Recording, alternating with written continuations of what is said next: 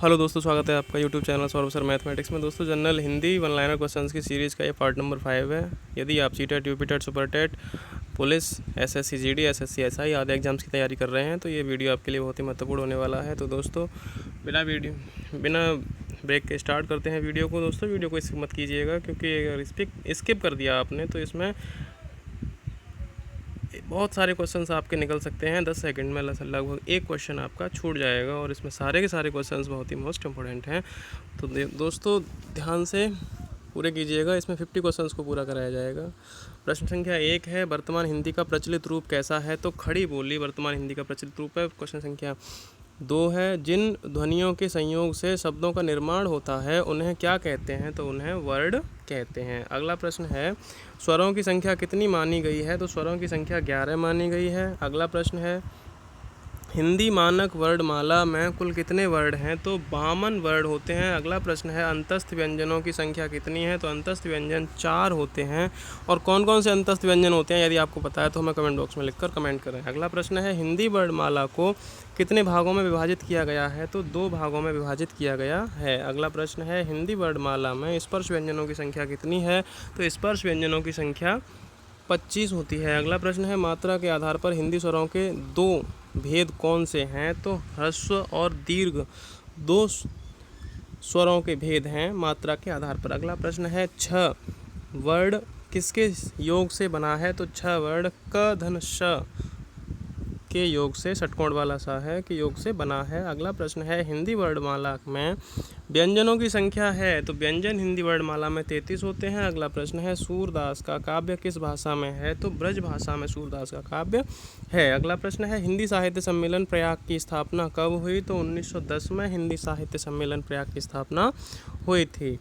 अगले प्रश्न की तरफ चलते हैं, संविधान की 8वीं अनुसूची में उल्लिखित भारतीय भाषाओं की संख्या है? तो 22 भारतीय भाषाओं की संख्या है। अगला प्रश्न है, हिंदी की विशिष्ट बोली ब्रज भाषा किस रूप में सबसे अधिक प्रसिद्ध है? तो काव्य भाषा के रूप में सबसे अधिक प्रसिद्ध है। अगला प्रश्न है, देवनागरी लिपि किस लिपि का विकसित रूप है? तो ब्राह्मी लिपि का देवनागरी लिपि विकसित रूप है। अगला प्रश्न है, रामायण महाभारत आदि ग्रंथ कौन सी भाषा में लिखे गए हैं? तो आर्य भाषा में लिखे गए हैं। अगला प्रश्न है, विद्यापति की प्रसिद्ध रचना पदावली किस भाषा में लिखी गई है? तो मैथिली भाषा में लिखी गई है। अगला प्रश्न है, भारत में हिंदी का संवैधानिक स्वरूप है? तो भारत में हिंदी को राजभाषा माना गया है।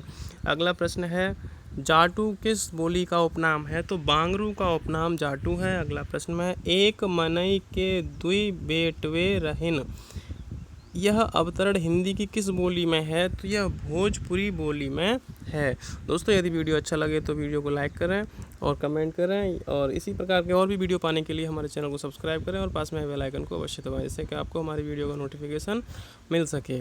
और यदि इस वीडियो का आप PDF पाना चाहते हैं तो हमारे टेलीग्राम चैनल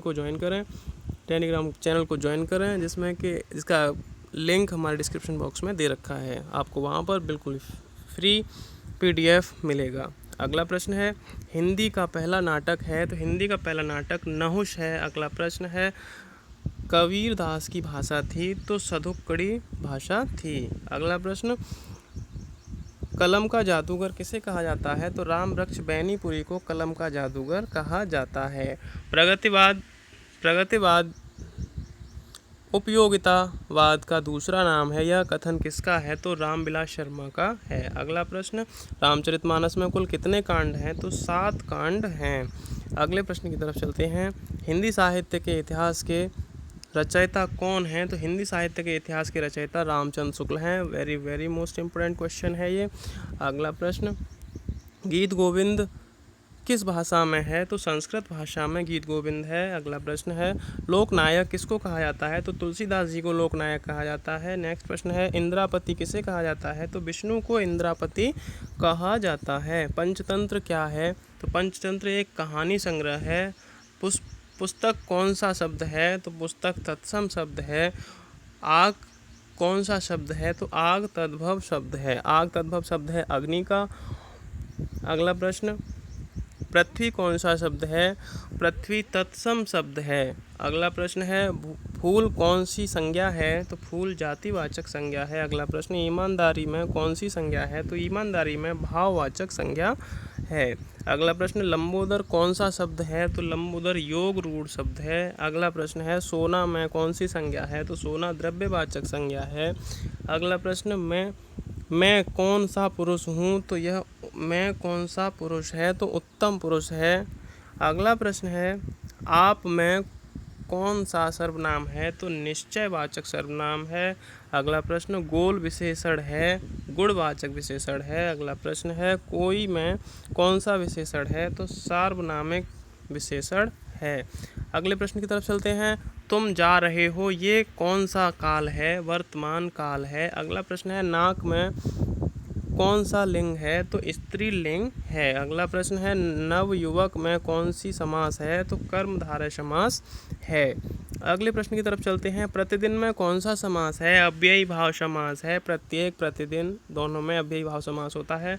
अगला प्रश्न है, देशभक्त में कौन सी समास है? तो देश के लिए भक्त, तो इसमें तत्पुरुष समास हो जाएगा, देश का भक्त। अगला प्रश्न है, नीलकंठ में कौन सा समास है? इसका अर्थ अलग निकल रहा है, नीलकंठ जैसे कि महादेव, तो उसके लिए बहुव्रीहि समास हो जाएगा। अगला प्रश्न है, पाप पुण्य, पाप और पुण्य यानी अलग अलग आ रहे हैं तो द्वंद्व समास होता है। अगला प्रश्न है, दोपहर में कौन सा समास है? तो दोपहर यानी द्विगु समास है। जिस समास के आरंभ में संख्यावाची होता है उसे द्विगु समास कहते हैं। तो दोपहर, दो यानी दो।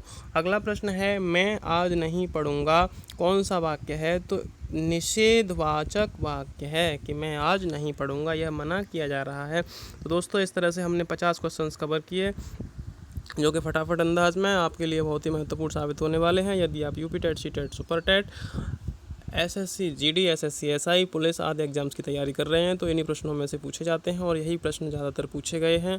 दोस्तों, वीडियो अच्छा लगा हो तो लाइक करें, शेयर करें और हमारे चैनल को सब्सक्राइब करें। पास में बेल आइकन को अवश्य दबाएं, इससे कि हमारी वीडियो का नोटिफिकेशन आपको पहले मिल सके। यदि आप और भी एग्जाम से related general science, history, geography, पर्यावरण अध्ययन आदि एग्ज़ाम्स के लिए सब्जेक्ट की तैयारी करना चाहते हैं तो हमारे प्लेलिस्ट में जाकर सारी वीडियोस देख सकते हैं।